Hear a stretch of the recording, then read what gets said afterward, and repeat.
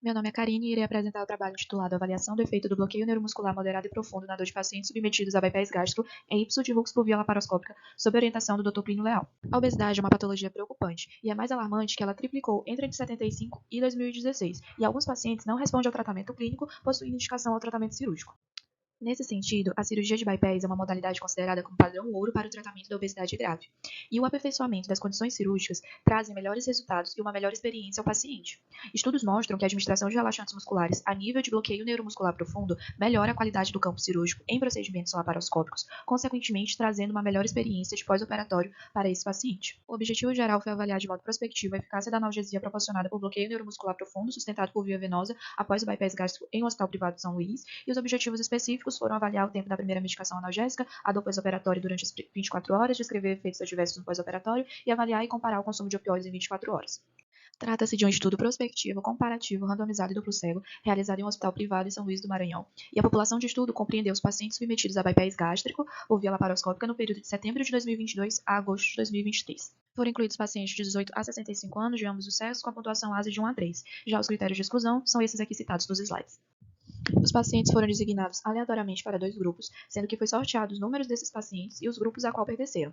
O grupo 1 era em relação aos pacientes submetidos ao bloqueio neuromuscular moderado e o grupo 2 os pacientes submetidos ao bloqueio neuromuscular profundo. Tivemos 50 pacientes avaliados, sendo que 26 pertenceram ao bloqueio neuromuscular moderado e 24 ao bloqueio neuromuscular profundo. Nessa tabela conseguimos ver alguns dados clínicos e antropométricos dos pacientes do estudo, sendo que a média de peso entre os participantes de ambos os grupos foi similar, e o G1 apresentou maior média de IMC com 42,2, contrapondo-se à média de 40,1 do G2.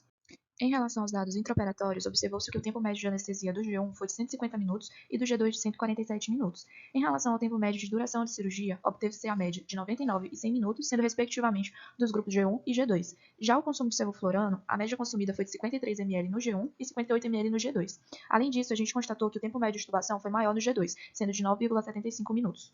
Observamos que o G1 e o G2 apresentaram médias de dor nas 24 horas de pós-operatória sem diferença estatística relevante entre si.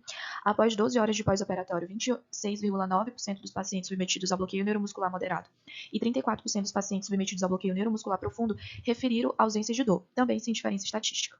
Em relação ao consumo de morfina nas 24 horas, os grupos não demonstraram diferença estatística, sendo que o G1 realizou um consumo médio de 15 mg e o G2 o consumo médio foi de 12 mg. Em relação aos efeitos adversos no pós-operatório, temos destaque para a ocorrência de náusea, vômitos e sonolência nas primeiras 24 horas. Ambos os grupos se mostraram sem diferença estatística relevante.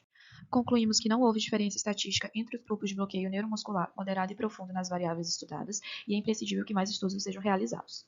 Essas foram as referências utilizadas no trabalho, e muito obrigada.